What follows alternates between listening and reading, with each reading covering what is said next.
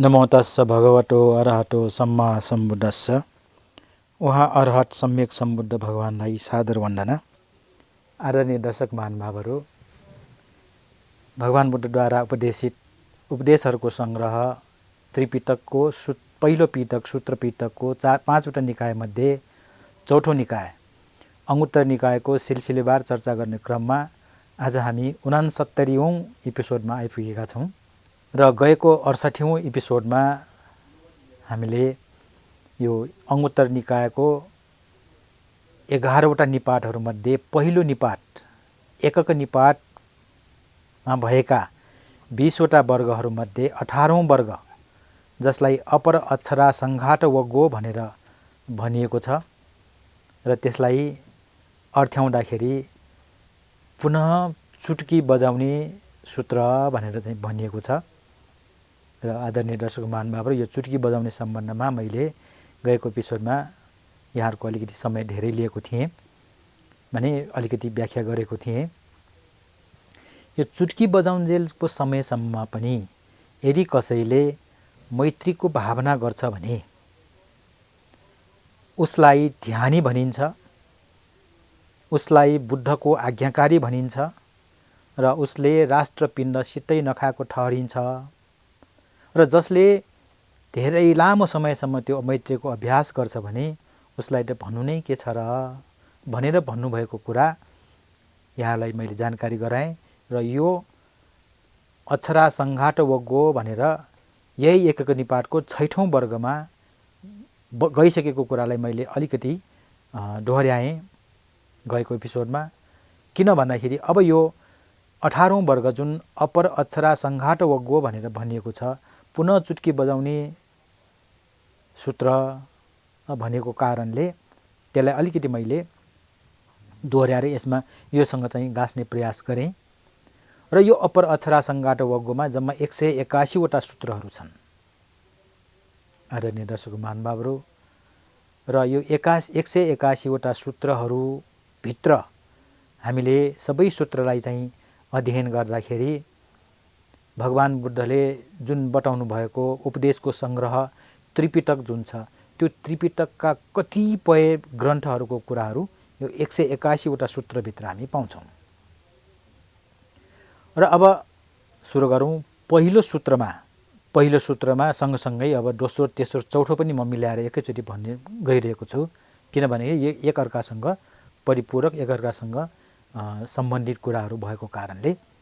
उहाँले के भन्नुहुन्छ, जसले चुटकी बजाउन्जेलको समय मात्र भए पनि प्रथम ध्यान, द्वितीय ध्यान, तृतीय ध्यान र चतुर्थ ध्यानको अभ्यास गर्छ उसलाई ध्यानबाट अलग बसेको भनिन्न, बुद्धले सिकाए अनुसार नै गरेको भनिन्छ र उसले राष्ट्रपिण्ड सित्तै खाएको ठहरिन्न। र लामो समयसम्म ध्यान गर्नेको त कुरै के भयो। आदरणीय दर्शक महानुभावहरू, यसरी यो अपर अक्षरा सङ्घात वगोको पहिलो 4वटा सूत्रमा मैले एकैचोटि किन भन्दाखेरि यो प्रथम द्वितीय तृतीय चतुर्थ ध्यानको चाहिँ पहिलो सूत्रमा प्रथम ध्यान अभ्यास गर्ने, दोस्रोमा द्वितीय ध्यान भनेर तृतीय चतुर्थ भनेको मैले एकैचोटि यहाँहरूलाई बताउने मैले प्रयास गरेँ। अब यहाँ धेरैलाई लाग्न सक्छ यो प्रथम द्वितीय तृतीय चतुर्थ ध्यान भनेको के हो र कसरी गरिन्छ र अहिले पनि यो प्रचलनमा छ कि छैन, किनभने यो त बुद्धको समयको कुरा भयो, उहाँले भन्नुभएको कुरा। अहिले पनि त्यो प्रचलनमा छ कि छैन र कसले सिकाउँछ, कसले गरिन्छ, कहाँ गरिन्छ, कहिले गरिन्छ आदि इत्यादि धेरै प्रश्नहरू सायद धेरैको मनमा आउन सक्छ। त्यसकारण यो विषयमा नि म अलिकति यहाँहरूको समय लिन चाहन्छु। यसको लागि म यहाँहरूलाई अलिकति पृष्ठभूमिकै रूपमा केही कुराहरू बताउने प्रयास गर्दछु। सबभन्दा पहिले ध्यान भनेको के हो र ध्यानलाई हामी मनको एकाग्रता भनेर चाहिँ जान्दछौँ। र संसारमा धेरै प्रकारका ध्यानहरू छन्। बुद्धकै समयमा पनि बुद्धले ध्यानको प्रचार गर्दाखेरि अथवा सिकाउनु भन्दा अगाडि पनि ध्यान थिए। उहाँले बुद्धत्व प्राप्त गर्नुभन्दा अगाडि सिद्धार्थकै समयमा पनि जब गृहत्याग गर्नुभयो, राजपाट त्यागेर चाहिँ यो संसारमा दुःख छ, दुःखको कारण यो माने यो मानिसहरू किन मर्छन्, किन बिरामी हुन्छन्, किन जन्मिन्छन्, यो प्रश्नको उत्तर खोज्नको लागि उहाँ राजपाट त्यागेर हिँड्नुभएको हो नि। त्यहाँबाट गएर विभिन्न प्रकारका गुरुहरूसँग उहाँले सङ्कट गर्नुभयो र गर्ने क्रममा उहाँले आलार कालाम उदकराम पुत्रहरूको पनि सङ्कट गर्नुभयो। उहाँहरूले चाहिँ 7औं ध्यान 8औं ध्यानसम्मको कुराहरू सिकाउनुभयो। त्यो ध्यान सिकेर त्यो तहसम्म पुगिसकेर पनि उहाँले चाहिँ सन्तोष मान्नु भएन। किन? आफ्नो मनमा निहालेर हेर्छ त त्यहाँ अझै पनि क्लेश, जसलाई अनुशय क्लेश भनेर भन्यो। अनुशय भनेको सुतिराखेको क्लेश, त्यो खराबी आफ्नो मनभित्र छ। यो ध्यानले पनि यसलाई हटाउन सकेन। त्यसकारण म आफै खोजी गर्छु भनेर उहाँले चाहिँ आफैले प्रयास गरेर त्यो चतुरार्य सत्य ज्ञानलाई चाहिँ प्राप्त गर्नुभएको थियो नि। र त्यो प्राप्त गरिसक्नु भएपछि संसारको उत्पत्तिको कारण त यो रहेछ। अब यसलाई त निरोध पनि गर्न सकिन्छ र निरोध गर्ने उपाय पनि उहाँले चाहिँ पत्ता लगाउनु भयो। त्यसकारण बुद्धको विशेषता भनेको उहाँले संसारमा दुःख छ, दुःखको कारण छ मात्रै भन्नु भएन। कतिपय अरू धर्मगुरुहरूले दुःख छ भनेर भन्छन्, कसैले पनि छैन भन्दैनन्, तर त्यसको कारण बताउन सक्ने अलिक कम मात्रै छ। तर त्यो हटाउन सकिन्छ, हटाउने उपाय छ भन्न सक्ने कोही पनि थिएन त्यो बेला, आजभन्दा 2600 वर्ष अगाडि। तर बुद्धले के प्राप्त गर्नुभयो त? दुःख पनि छ, दुःखको कारण पनि छ, त्यो दुःखलाई हटाउन पनि सकिन्छ, माने निवारण पनि गर्न सकिन्छ, र त्यो निवारण गर्ने उपाय पनि छ भनेर यो चतुरार्य सत्य, 4वटा आर्य सत्यलाई प्राप्त गर्नु भएर बोध गर्नुभएको कारणले उहाँले चाहिँ बुद्ध भनिएको हो नि त। र यसरी उहाँले चाहिँ त्यति बेलाका प्रचलित ध्यानहरू पनि गरे र पछि आफूले बुद्धत्व ज्ञान प्राप्त गरिसक्नु भएपछि उहाँले पनि ध्यानका कुराहरू सिकाउनु भयो। र ध्यान सिकाउने क्रममा उहाँले 2 प्रकारको ध्यान सिकाउनु भयो। एउटा समथ ध्यान र अर्को विपस्सना ध्यान। यो विपस्सनालाई अहिले विपश्यना पनि भनिन्छ यो संस्कृतमा। र जुन विपश्यना ध्यान अहिले हाम्रो नेपालमा पनि धेरै प्रचलनमा छ, धेरै ध्यान केन्द्रहरू छन्, धेरै गुरुहरू छन्। तर आजभन्दा करिब 40-50 वर्ष अगाडि यो अवसर हाम्रो नेपालमा थिएन।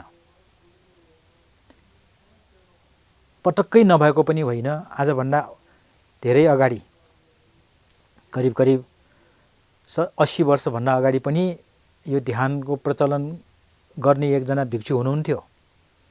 उहाँ नेपालमा यो थेरवाद बुद्ध शासन लोप भइसकेपछि फेरि पुनर्जागरण गर्नमा प्रमुख व्यक्ति र काठमाडौँ उपत्यकामा भिक्षुको भावले भिक्षाटन गरेर यो बुद्धको शुद्ध शिक्षा प्रचार गर्नेमा उहाँ पहिलो भिक्षु प्रज्ञानन्द महास्थवीर, जुन उहाँ नेपालका सङ्घ महानायक पनि हुनुहुन्थ्यो। उहाँले केही उपासक उपासिकाहरूलाई कहीँ लगेर यो विपस्सना ध्यान चाहिँ गराउनुहुन्थ्यो, तर शिविरको रूपमा धेरै प्रचार प्रसारको रूपमा चाहिँ आएको थिएन। तर पछि यहाँ बर्माका महाशेष यादव, त्यसै गरेर डोपन्याचारी गुरुमा, त्यसै गरेर सत्यनारायण गोयनका ज्यूहरू यहाँ नेपालमा आइसक्नु भएपछि बिस्तारै यो विपस्सना ध्यानको प्रचार प्रसार धेरै भयो। ध्यान केन्द्रहरू खुले, ध्यान बस्ने योगीहरू धेरै भए, साधक साधिकाहरू धेरै भए। अहिले व्यापक रूपमा यो प्रचार भइरहेको छ। नेपालमा मात्रै होइन, संसारभरि नै अहिले विपस्सनाको एउटा लहर नै चलेको भने पनि फरक नपर्ला दर्शक महानुभावहरू। र यसरी बुद्धको समयमा उहाँले चाहिँ यो खोज गरेर खोजेर निकालेर अनुसन्धान गरेर आफूले पहिला अभ्यास गरेर त्यसबाट फाइदा पाउनु भएपछि जनमानसमा चाहिँ उहाँले बाँड्नुभयो। यसरी दुई किसिमको, समठ र विपस्सना। र समठ भन्नाले यो चित्तलाई एकाग्र मात्रै गर्ने र चित्त एकाग्र गरेर विभिन्न प्रकारका रिद्धि पनि प्राप्त गर्नको लागि यो समठ ध्यानको अभ्यास गरिन्छ। होइन अब त्यो रिद्धि यताउति नजाने, यो संसार दुःखबाटै मुक्त हुने यदि कसैले चाहना गर्छ भने उसलाई विपस्सनाको चाहिँ ध्यान चाहिँ सिकाउनु भएको छ। दर्शक महानुभावहरू, यहाँ कुनै कन्फ्युजन अथवा कुनै संशय नराख्नुहोला। समठ ध्यानले चित्त एकाग्र गरेर त्यसबाट रिद्धि अथवा कुनै चमत्कारको पनि गर्न सकिन्छ। त्यति मात्र होइन, विभिन्न प्रकारका ब्रह्मलोकमा पनि त्यसबाट जान सकिन्छ। होइन त्यो सबै मलाई मन पर्दैन, मलाई चाहिँदैन, मलाई जीवन मुक्त हुनु छ भने विपस्सना। अब यिनीहरू के हुन्, म छोटकरीमा यहाँहरूसँग समय लिन्छु। र यो समठ ध्यान त्यो पनि 40 प्रकारको बताइएको छ र विपस्सना 4 प्रकारको बताइएको छ। र यो 40 प्रकारका समठ ध्यानको अभ्यास गर्दाखेरि यो प्रथम, द्वितीय, तृतीय, चतुर्थ ध्यानहरू प्राप्त गर्न सकिन्छ। त्यति मात्र होइन, त्योभन्दा अगाडि 5औं ध्यान प्राप्त गरेर अरूप ब्रह्मलोकमा 6औं, 7औं, 8औं ध्यानसम्म पनि प्राप्त गर्न सक्ने चाहिँ त्यहाँ मार्ग प्रशस्त छन्। यिनीहरू सबैलाई के भनिन्छ? लौकिक ध्यान। लौकिक भनेको यो लोकमा चाहिँ घुमिरहने अथवा लोकसँग सम्बन्धित भएको कारणले यी 40 प्रकारका समठ ध्यानलाई लौकिक ध्यान भनिन्छ भने 4वटा त्यो विपस्सना अथवा त्यसलाई सतिपठान पनि भनिन्छ, त्यो चाहिँ लोकोत्तर, लोकबाट उत्तर, लोकबाट उत्तीर्ण भएर जान सक्ने ध्यान। यसरी 2 प्रकारका ध्यान चाहिँ बुद्धले सिकाउनु भएको छ। र मैले अघि यो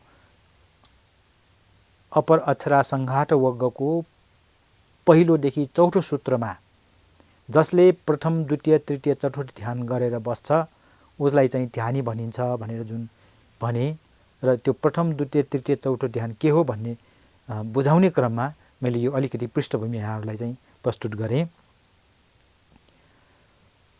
र यसरी यो समठ ध्यानले ब्रह्मलोक पनि 2 किसिमको बताइएको छ। एउटा रूप ब्रह्मलोक र अर्को अरूप ब्रह्मलोक। यो रूप ब्रह्मलोक, अरूप ब्रह्मलोकसम्म पुग्नको लागि समठ ध्यानले चाहिँ सघाउँछ भने निर्वाणसम्म पुर्याउनको लागि, लोकोत्तर मार्गमा पुर्याउनको लागि विपस्सनाले सघाउँछ। यसरी बुद्धले सिकाउनु भएको छ। र यसरी 40वटा समठ ध्यानको बारेमा यहाँहरूलाई जान्ने जिज्ञासा छ भने विभिन्न हाम्रा यो विशुद्धि मार्ग जुन कि आचार्य बुद्ध घोषले धेरै मेहनत गरेर, धेरै यो त्रिपिटकलाई चाहिँ पुरा अध्ययन गरेर, त्यसलाई अनुभव गरेर त्यसको निचोडको रूपमा लेख्नुभएको यो विशुद्धि मार्ग यो संसार प्रसिद्ध ग्रन्थ हो। त्यसमा यो समठ ध्यानको विषयमा विस्तृत रूपमा लेखिएको हामी पाउँछौँ। र यहाँलाई छोटकरीमा भन्नुपर्दाखेरि कसिन भनेर चाहिँ ध्यान छ। एउटै विषयवस्तुले सम्पूर्ण मनलाई अँगाल्ने 10वटा प्रकारको सिकाइएको छ। त्यसै गरेर अशुभ ध्यान 10वटा छ। यो अशुभ ध्यानमा चाहिँ मृत शरीरको विभिन्न स्वभावहरू हेरेर ध्यान गरिन्छ। त्यसै गरेर यो विभिन्न गुणहरूलाई बार बार सम्झिने जसलाई अनुस्मृति ध्यान भनिन्छ, त्यो पनि 10वटा छ। र अर्को यो मनले अपनाउने असीमित स्वभाव जस्तै मैत्री, करुणा, मुदिता, उपेक्षा, यो अप्रमाण्य असीमित रूपमा चाहिँ फैलाउन सकिने त्यो 4 प्रकारको ध्यान छ। अनि अर्को खानाको दूषित गुणलाई हेरेर गरिने आहार प्रतिकूल संज्ञा भनेर एउटा छ। अनि अर्को चतुर्महाभूत पृथ्वी, आपो, तेजो, वायु, यो चतुर्महाभूतलाई को स्वभावलाई हेर्ने धातु व्यवस्था भनेर एउटा ध्यान छ भने अर्को अरूप ध्यान, अघि यहाँलाई निवेदन गरेँ अरूप ब्रह्मलोकको, त्यो अरूप ब्रह्मलोकसम्म पुग्ने आरोप्य ध्यान पनि भनिन्छ, त्यो 4वटा। यसरी 40 प्रकारका ध्यानहरूलाई समठ ध्यान भनेर भनिन्छ। र यो ध्यानको प्रभावले, यो ध्यानको अभ्यासले एउटा ब्रह्मलोक, त्यो पनि रूप ब्रह्मलोक, अरूप ब्रह्मलोकसम्म जान सकिन्छ। अर्को त्यसलाई राम्रोसँग मेहनत गरे भने विभिन्न प्रकारका रिद्धि चमत्कारहरू पनि प्राप्त गर्न सकिन्छ भनिएको छ। र यसरी अब विपස්සनामा पनि चारवटा, एउटा शरीरलाई हेर्ने, अर्को आफ्नो अनुभूतिमा अनुभूतिलाई हेर्ने, अर्को आफ्नो मन चित्तलाई हेर्ने, र अर्को चित्तमा उत्पन्न भएका विभिन्न प्रकारका मानसिक कुराहरू, मानसिक अवस्थाहरूलाई हेर्ने, त्यसलाई धम्मानुपස්සना। यसरी कायानुपස්සना शरीरलाई हेर्ने, वेदनानुपස්සना अनुभूतिलाई हेर्ने, चित्तानुपස්සना चित्तलाई हेर्ने, र धम्मानुपස්සना चित्तमा उत्पन्न हुने स्वभावहरूलाई हेर्ने, यी चार प्रकारका ध्यानलाई चाहिँ विपස්සना अथवा सतिपट्ठान ध्यान भनेर भनिन्छ। यो सबै कुरा मैले यहाँहरूलाई चाहिँ एउटा पृष्ठभूमिको रूपमा चाहिँ बताइरहेको कारण के त भनेदेखि यो पछि आउने जुन सूत्रहरू छन् त्यसलाई सरलसँग बुझ्नको लागि यो पृष्ठभूमिलाई बुझ्दाखेरि धेरै सजिलो पर्ने भएको कारणले यहाँहरूको समय म लिन लिइरहेको छु। आदरणीय दर्शक महानुभावहरू, अब यो प्रथम, द्वितीय, तृतीय, चतुर्थ ध्यानमा चाहिँ के हुन्छ त्यो बारेमा पनि म छोटकरीमा यहाँसँग सेयर गर्न चाहन्छु। प्रथम ध्यान गर्ने योगीले सबभन्दा पहिले त अब मन एकाग्र त हुनै पर्यो। त्यसमा पनि विभिन्न तहहरू छन्। ध्यान गरेर मन एकाग्र गर्दै गर्दै गर्दै गर्दै पुरा एकाग्र भइसकेपछि अब त्यहाँ विभिन्न प्रकारका ध्यानका अङ्गहरू उत्पत्ति हुन्छन्। त्यसमा वितर्क, विचार, प्रीति, सुख, एकाग्रता, यो पाँचवटालाई ध्यानाङ्ग भनिन्छ, ध्यानको अङ्ग भनिन्छ। र यो पाँचैवटाले युक्त भएपछि त्यो प्रथम ध्यानको तहमा पुग्यो। अब दोस्रोमा के हुन्छ, अब त्यो पहिलो जुन वितर्क विचार छ त्यो वितर्कलाई पनि छोडेर अब विचारबाट सुरु, विचार, प्रीति, सुख, एकाग्रता, यो चारवटाले युक्त भयो भने त्यसलाई द्वितीय ध्यान भनिन्छ। अब तृतीय ध्यानमा के त, त्यो वितर्कलाई पनि छोडिन्छ, प्रीति, सुख, एकाग्रता तिनटालाई मात्रै आरम्भन गरेर अथवा त्यसलाई चाहिँ त्यसमा बसेर उसले चाहिँ आफ्नो पकडमा लिएर चाहिँ ध्यान बस्छ, त्यो तृतीय ध्यान भनिन्छ। र चतुर्थ ध्यानमा चाहिँ सुख र एकाग्रता, यसरी दुईटालाई मात्रै, सुख र एकाग्रतामा मात्रै उसले चाहिँ आफ्नो मन लगाएर ध्यान बस्नलाई चतुर्थ ध्यान भनिन्छ। अब योभन्दा अगाडि जाने हो भने पञ्चम ध्यान भन्ने छ। अब त्यहाँ त्यो सुख पनि हराएर उपेक्षा आउँछ, उपेक्षा र एकाग्रता। यसरी पञ्चम ध्यान प्राप्त गरेको व्यक्तिले अब उसले अरूप ध्यानलाई पनि अभ्यास गर्न सकिन्छ। र त्यो अरूप ध्यानलाई अभ्यास गर्ने व्यक्तिले अरूप ब्रह्मलोकको अनुभव गर्न सकिन्छ र मृत्युपछि ऊ अरूप ब्रह्मलोकमै उत्पन्न हुन्छ भनिएको छ। र यो प्रथमदेखि चौथो ध्यानसम्म जुन छ त्यो ध्यान प्राप्त गर्ने अथवा त्यो ध्यानमा सिद्ध हुने, त्यसलाई चाहिँ आफूमा समाविष्ट गरेर लिनेले मृत्युपछि 16वटा मध्ये ब्रह्मलोकमध्ये एउटा न एउटामा चाहिँ उसले जन्म लिन्छ अथवा त्यहाँ उत्पन्न हुन्छ भनेको छ। दर्शक महानुभावहरू, यहाँ जन्मको कुरा होइन कि उत्पन्न हुने कुरा। यो देव ब्रह्माहरू हामी मानिस जस्तो, अरू पशु पन्छी जस्तो आमाको पेटमा गर्भमा बसेर अथवा त्यो चराचुरुङ्गी जस्तो अन्डामा जन्मिएर त्यसपछि अन्डा फुलाएर आउने त्यस्तो होइन। त्यहाँ आफै उत्पन्न हुन्छ। त्यसकारण उनीहरूलाई औपपातिक देव भनेर भनिन्छ। औपपातिक भने आफै उत्पन्न हुने देवताहरू, ब्रह्माहरू भनेर भनिन्छ। दर्शक महानुभावहरू, यसको लागि म यहाँहरूलाई एउटा चित्र देखाउन चाहन्छु। सबभन्दा तल अपायलोक भनेर नर्क, प्रेत, तिर्यक, असुर भनेर चारवटा लोक बताइएको छ। त्योभन्दा माथि मनुष्यलोक जहाँ हामी अहिले छौँ, यो मनुष्यलोक एउटा भयो। यसभन्दा माथि उच्च स्तरको देवलोकहरू छन् 6वटा। त्योभन्दा माथि ब्रह्मलोक भयो। त्यो ब्रह्मलोक पनि दुईटामा बाँडिएको छ, रूप ब्रह्मलोक, अरूप ब्रह्मलोक। र रूप ब्रह्मलोक 16वटा, अरूप ब्रह्मलोक 4वटा। यसरी 16 4 20वटा ब्रह्मलोक भए, 6वटा देवलोक भए, एउटा मनुष्य लोक भयो र 4वटा अपाय भनेर निम्न स्तरको चाहिँ लोक। यसरी जम्मा जम्मी 31वटा लोकहरू छन्। यसलाई 31 भुवन पनि भनिन्छ। र अब यो किन यसको चर्चा गर्नु पर्यो भन्दाखेरि यो ध्यानको कारणले विभिन्न तहमा चाहिँ जाने र विभिन्न प्रकारका अनुभूति गर्ने कारणले चाहिँ यसको मैले अलिकति पृष्ठभूमि चाहिँ यहाँहरूसँग बताएँ। र यो प्रथमदेखि चतुर्थ ध्यानले रूप ब्रह्मलोकको अनुभव गराउँछ, मैले अघि निवेदन गरेँ। र पञ्चम ध्यानले, पाँचौँ ध्यानले अरूप ब्रह्मलोक, र त्यो पाँचौँ ध्यानपछि छैठौँ, सातौँ, आठौँ पनि त्यहाँ क्रमशः त्यो विधि पुर्याएर चाहिँ गइन्छ, जाने क्रम छ, त्यो सबै बताइएको छ। र यसरी अरूप ब्रह्मलोक 4वटा, त्यसमा आकाशानन चायतन भनेर भनिन्छ। सबै आकाश, सम्पूर्ण क्षेत्रमा खाली ठाउँलाई मात्रै आलम्बन गरेर त्यसमा विषयवस्तु बनाएर ध्यान गर्दाखेरि त्यसले चाहिँ आकाशको अन्त्यलाई अनुभव गर्छ।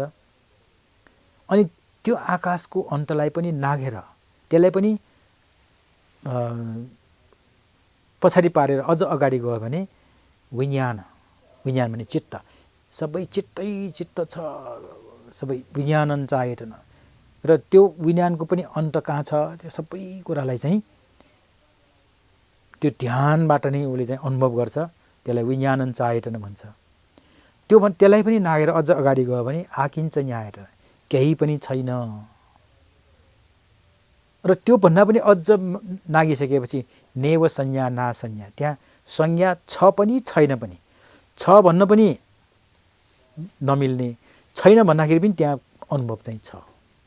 त्यस्तो कि एकदम सूक्ष्म स्तरमा चाहिँ पुग्ने त्यस्तो अवस्थालाई चाहिँ अनुभव गर्न सक्ने, प्राप्त गर्न सक्ने त्यो ध्यानका अङ्गहरू चाहिँ यसरी बताइएको छ।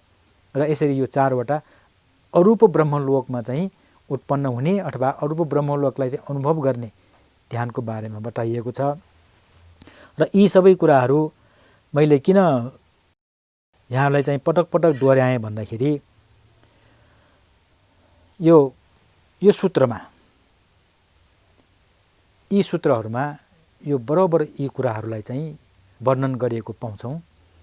र यो वर्णन गर्ने क्रममा यो पृष्ठभूमि, यसको स्थिति, यसको चाहिँ व्याख्या, यसको चाहिँ कुरा चाहिँ बुझ्नलाई हामीले चाहिँ गाह्रो भयो भने पछि सूत्रलाई बुझ्न गाह्रो हुने भएकोले मैले यहाँहरूको समय लिएँ। यी कुराहरूको प्रसङ्ग चल्दाखेरि यो भनेको यो हो भन्ने कुरालाई चाहिँ यहाँहरूले चाहिँ बुझिदिनु हुनेछ भन्ने मैले विश्वास लिएको छु। र समय सकिएको सङ्केत पाएको हुनाले म अहिले बिदा हुन चाहन्छु। धैर्य गरेर हेरिदिनु भएकोमा धेरै धेरै धन्यवाद छ यहाँहरूलाई। र यो नियमित रूपमा प्रसारण गरेर आउनुभएको बोरी टेलिभिजनलाई पनि धेरै धन्यवाद दिँदै, प्राविधिक मित्रहरूलाई पनि धन्यवाद दिँदै बिदा हुन चाहन्छु। भवतु सर्वमङ्गलम्।